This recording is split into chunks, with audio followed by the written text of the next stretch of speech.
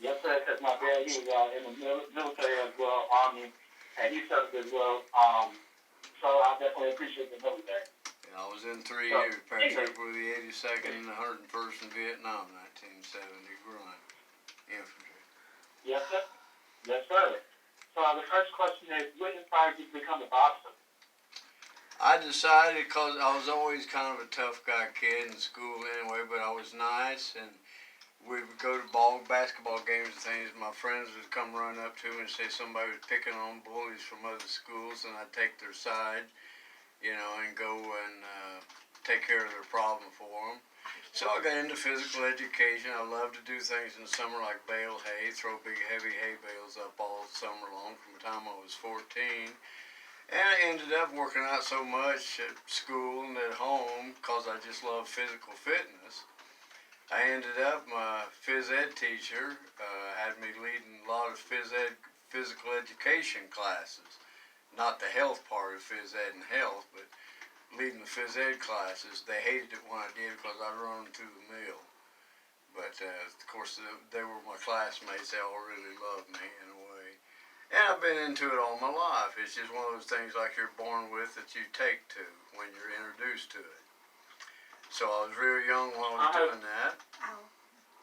Yeah, go ahead, go ahead. And so when I was a teenager, there was no boxing around this area. There was no power club in Muncie yet or anything like that. So us kids would get together after hours and weekends and do what was called slap boxing, not try to hurt each other, but just box at whoever's garage happened to be available at the time. To the small town Selma, where I was raised, where I live now. And one thing led to another. In 1967, I saw an ad in the paper. I was 18, and they said they'd started a new power club in Muncie, Indiana, which is 4 miles from the small town Selma where I live. And they were going to start a boxing team, and they run an advertisement for young men if they thought they might be interested in trying out to be on a boxing team starting at the Muncie Power Club. To please come up and apply, come and introduce yourself, drop in, say howdy, whatever. And I did. I was 18 years old. Matter of fact, I still have a newspaper clipping that was taken, 4 of us. Actually 5. My brother Randy wasn't there that day when the picture was taken. Me and 3 other guys was the first Muncie Power Club boxing team, July 1967. 52 years ago this past July. And I've been at it ever since. I didn't box in the Army. I had a few amateur bouts before I went in. I swore in Friday the 13th, September 1968 for 3 years, of course. Discharged buck sergeant 3 years later. But that's neither here nor there. I didn't box in the Army, but I worked out with the All-Army team, which was the toughest boxing team in the world. Amateur boxing team at Fort Bragg, North Carolina. 18th Airborne Corps' main post area, still to this day, that runs the 82nd Airborne Division and everything else to do with that post. And that's where they trained. And my first sergeant mentioned it. He said, I heard you used to box at your town you lived in Indiana. Would you go up and check it out? Well, I did, and I immediately saw that they was way out of my class. They were all so tough and so good, polished boxers. All they did was they were special duty called SD, and all they did was eat and breathe boxing. Ate perfect, worked out all the time, and of course 18th Airborne Corps, Fort Bragg, flew them all over the world, fought every amateur team, Poland, Czechoslovakia, didn't matter, whatever countries had amateur team, Fort Bragg team would fly and usually knock everybody out in every weight class. But they took a liking to me when I went up there to check it out. I told them, you guys are out of my league, and they liked me. They took a real good liking to me and they said, well, stop on in. Stop on anytime you want. So anytime I was stateside for a couple of years when I wasn't in Vietnam, I was back with the 82nd Airborne Division.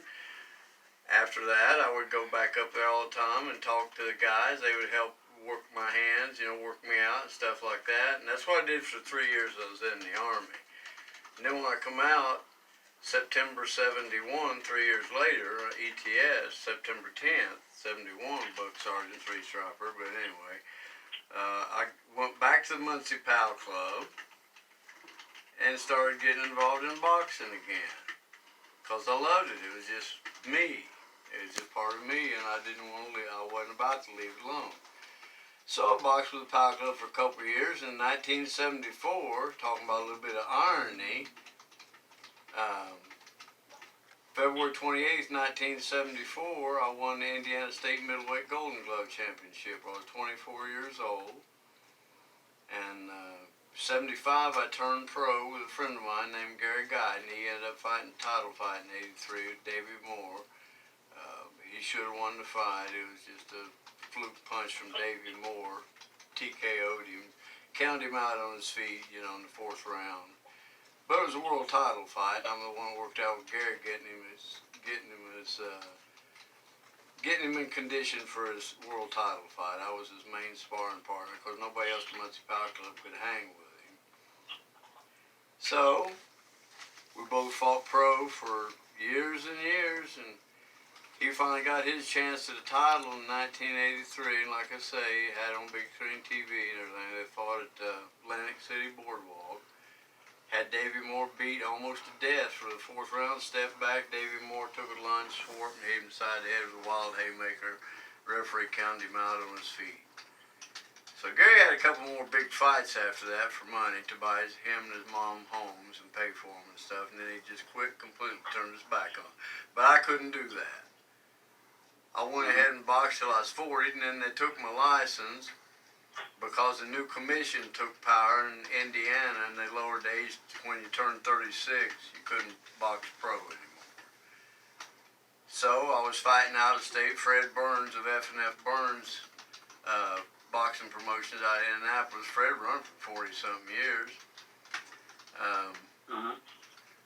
Fred kept getting me different fights. He would take me out of state to fight. Sometimes it'd be under assumed names because I had a blonde mohawk that glowed in the dark, a full mohawk.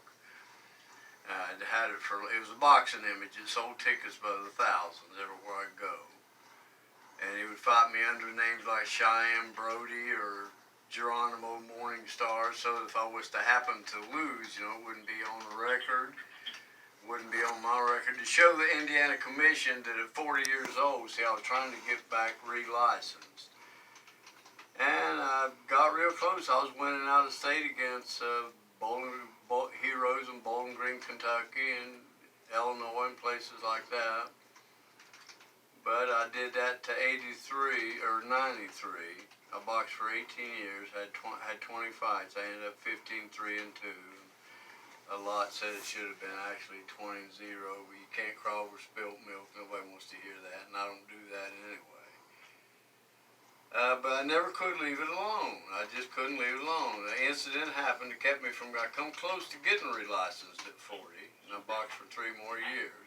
That was 1990. I boxed till 93, from 75 to 93, professional. I was rated in some of the top 25 or so in the world as a middleweight, late 70s, early 80s. About the time that Reggie Strickland joined Fred Burns as a matchmaker. Reggie, that's having a lot to do with this fight that's coming up, joined Fred Burns in 1978. He even made some of my matches decades ago fighting professional. And speaking of this fight here, right now, there's a lot to do with this fight. It's very meaningful. My son, I'm fighting this one last fight for Guinness Book of World Record, world oldest pro boxer in the history of mankind for one particular reason. Keeps me motivated. My son, I had him to Google it a little over a year ago, who held that record as an Englishman. Still does. Steve Ward, he's 7 years. I got him beat by 7 years, 3 months.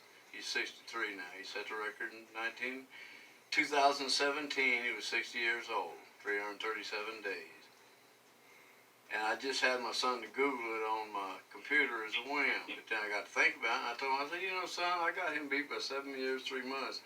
I'm going to do that because I had some fights just the previous few years lined up, and they fell through because I'd get injured real bad in car wrecks and stuff, and of course I couldn't fight.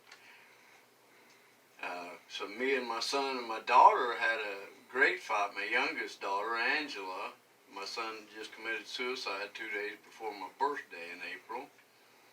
We fought as a family, and I have another daughter, probably the one that you talked to, that's going to have that put in Guinness. That's never been equal before or since. A family fight. Father, son, and daughter on the same boxing card. We fought in Muncie. Amateur card, called King of the Ring, and we all three won by decision. It's never been beat since. It wasn't done before. I didn't know about Guinness then, though, what I know now. But that's neither here nor there. I kept boxing after that, kept hanging on, and then started having some bad accidents, involved in some bad accidents that would knock me out of fights. And then I had my son to do this thing here, like I was telling you a minute ago, about 14 months ago. Google it, who held that title in Guinness, world oldest boxer. And it's just Frank Ward, a British Englishman, born August 12th, 56. I told my son then, I said, I got him beat for 7 years, 3 months. I think I'll do this. So he trained with me diligently for a year. He was going to fight with me on the undercard. He thought like everybody else did at first. I was 70 years old. His dad completely lost his mind. That was crazy. But then after a while, he started telling people, I think he might be crazy, but I think he's just crazy. My dad's just crazy enough to do this. And then after another little while, a couple months before he committed suicide, just 2 days before my birthday, my 70th birthday, which was 24 April. I was born in 49. He committed suicide the 22nd, Monday the 22nd of April. One of my daughters and my ex-wife, Patricia, found him the next day before my birthday, called me hysterical. I almost didn't do this. And the reason I'm fighting this fight right now is because he wanted me to in the end. I didn't know how much he was bragging about me the last 2 months that he lived. And where I was working out at the Planet Fitness in Muncie quite a bit, they started pulling me aside after he died and tell me how much he'd been bragging about me, and didn't want him to tell me how much he was bragging about me. My dad is in better shape than any 70-year-old I've ever heard of in my life. He's in better shape than I am, and I'm 32. He's in better shape, looks to me like he can outdo anybody in this Planet Fitness gym. Yeah, I think he'll do real well, if probably not knock somebody out, whatever, like he used to years ago. All of his career, all of his life, he's done it. And then the next thing you know, he wasn't here anymore. So I almost gave it up. I couldn't even hardly tie my shoes. I couldn't put one foot in front of the other, and it's still difficult. I think about him all the time, every second. I got a whole wall behind me where I'm sitting talking to you, devoted to him in front of my couch. His boxing pictures and his urn, various things on beautiful shells and stuff, right where I can see him, right with me. So anyway, I almost didn't do it, but then I got to thinking after a little bit. He wanted to do this, he wanted me to do this at the end so bad, and was bragging about me so much, and wanted to fight on the undercard with me, to go down in history himself too, with me, with his dad, that I decided I would go ahead and go through with it. So as a matter of fact, and I think it's a pretty good matter of fact, it was brought to my attention, a portion of all the proceeds from this big fight card down at Tyndall Armory that's taking place the 14th of December, 4 weeks from Saturday. Significant portion is going to be donated to the American Foundation for Suicide Prevention, which I've had somebody to help me check it out a little bit, and it's a fine organization. I couldn't think of a finer organization myself. If I thought for the next 10 years. And it's very meaningful to me because my son was one of those that really needed help and didn't get it, and I didn't understand what I understand now. And I I kind of feel like it's a lot like this too. Now I finally understand that if you or someone you know is struggling and perhaps having feelings of despair and hopelessness and and just doom, gloom, despair and agony and possibly considering suicide, which that's a kind of a misnomer. You can't really know, but you should pay real close attention and let them know please let them know that there are people out there who do care. They do care. They do not want you to take such drastic measures on yourself. They would rather and love to see you live out a good, productive life, if at all possible, which, if you end yourself, you don't do. So my advice to anyone that's having any feelings of hopelessness and despair and thinking terrible thoughts about themselves or doing some harm to themselves, suicide or whatever, don't wait until it's too late. Please don't do that. Others like me and whoever talk to these people. If you hear them talking about feelings of hopelessness, despair, and the end's near, and I don't really care if I'm here or not, I'm really unhappy. Talk to them. Talk to them. For God's sake, talk to them. Talk to them and let them know too. They even have a great number that they can call, that they have expert, professional, caring people on the other end of the line to talk to, that will talk to you as long as you want to talk. It's an 800 number, and all you have to do is call 1-800-273-8255 and talk. Talk to them, for God's sake, because they will talk to you. There's plenty of people on the other end of that line, that phone number. They're available to talk to anyone that's having those feelings of hopelessness and despair. And I think what I didn't really realize it until just lately. I didn't understand it, the significant portion, like I just stated a few minutes ago, of the proceeds are going to the fight. From this fight will be donated to the American Foundation for Suicide Prevention. And it's a fine organization. And anybody that having any sort of hopeless type feelings, don't feel hopeless, call this number again and again and again. I couldn't possibly say it enough.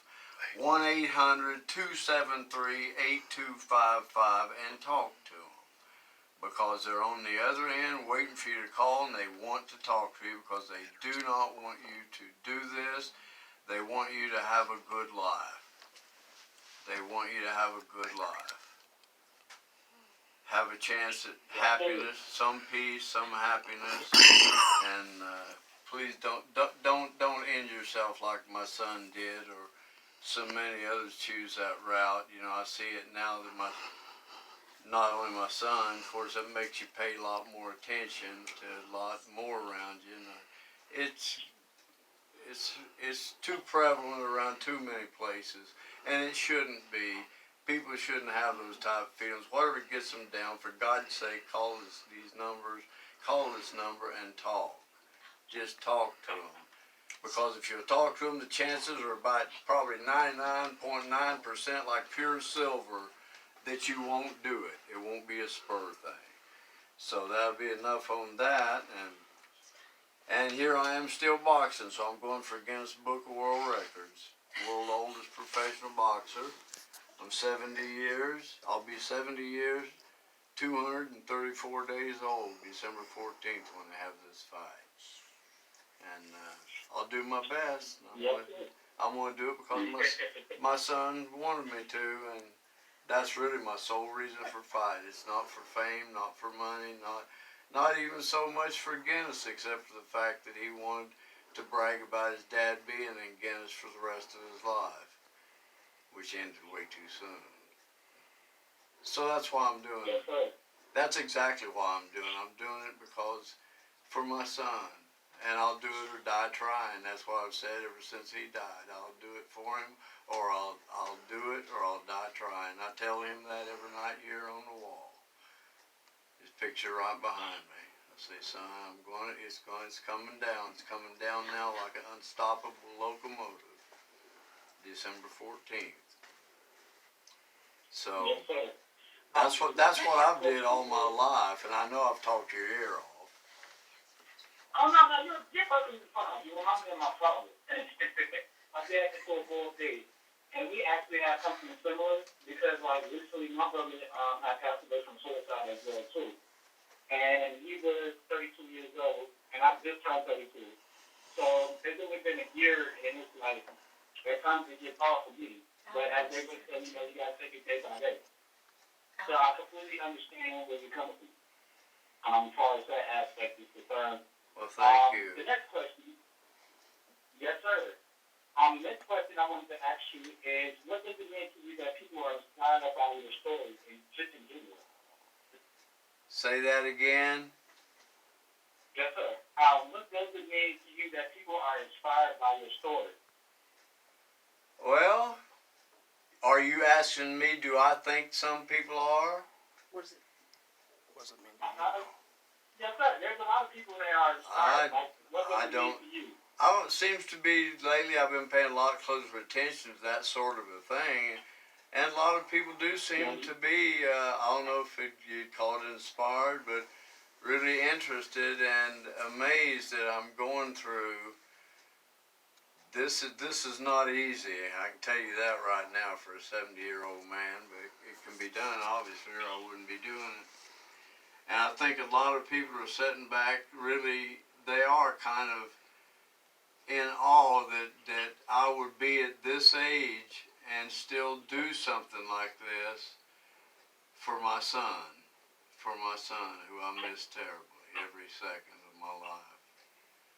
And that's what it's all about. And everybody that knows me in this small town, everybody knows me, period, which is thousands, hundreds and thousands over the years because I'm so well known around these areas.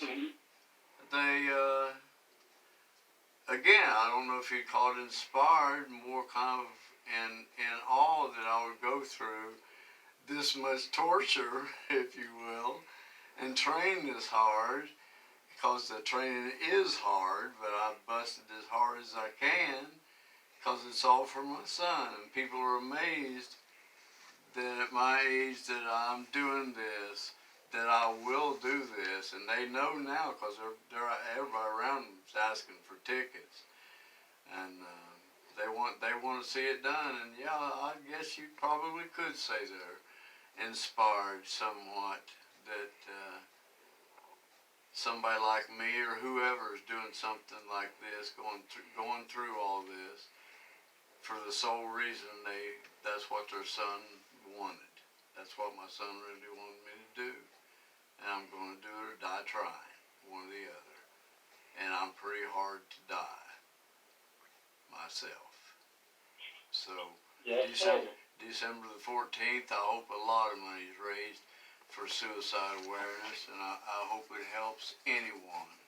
If it only helps one person out of thousands, it'll make it worthwhile to me anyway. It'll be more than worthwhile, but I'm certain it would be more than one. But that's what it's all about for me personally, is for my son, because he did commit suicide. And I was really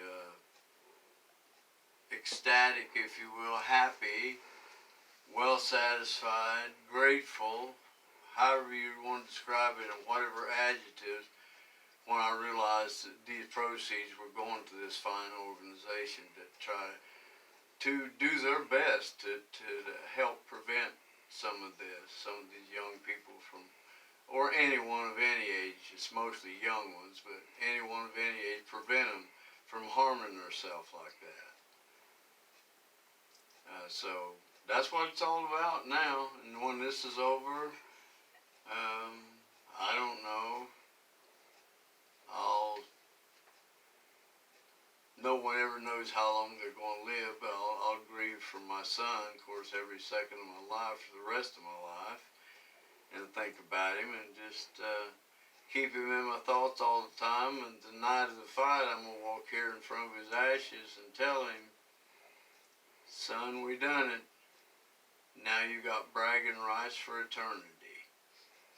Not just to the end of your life after I'm dead and gone, but you got bragging rights for eternity. We done it, son. We done it. We did it. And I'm going to say that to him. And I'm going to mean it. And just go about my life like most people do until your life, we all got to expire at some point, we all got to go, but try to do something productive myself to maybe get involved in something that could help others in some way, if not this organization, something to talk to people. Might end up being one of these talkers I'm talking about. You never know. But it's very meaningful to me, and I'm glad the large part of the fight proceeds are going to this organization. I can tell you that right now. I just wish, of course, just like you or anyone else would, you'd wish your son was here to see it and participate, but he's not, and I'm doing the next best thing. He wanted me to, and I'm going to do it, or I'm going to do it, or I'm going to die trying. One or the other. So I'm going to do it December the 14th. I'll step in for, I have no idea, umpteenth time. I've fought amateur. I forget how many fights. It was a lot. I have no idea. Up in the 40s, late 50s, 60s. I don't know. For amateur bouts. Besides fighting professional, I kickboxed 5 years. PKC kickboxing, 8th state area. After I didn't fight professional. But that's what this is all about. It's my son and anyone else out there that might have feelings of despair and hopelessness. Don't have them. Call these people. Call this number. Call this organization and talk to them. Because they're ready and willing to talk to you. Well, Mr. Al, you answered all the questions in this lengthy conversation. I will have this written up this week and send it to the daughter as well as your team. And I look forward to conversing with you to see after the event. So I'll follow up with you after your event and see how it went. And you're doing a good cause. I definitely appreciate it because coming from a person that had a family member killed suicide, I mean, I definitely appreciate what you're doing. Because there are times where I feel like, students are doing their role, asking the world, why do you do this and do that and different things of that nature. So I completely understand. And, I'm honored to have this easy.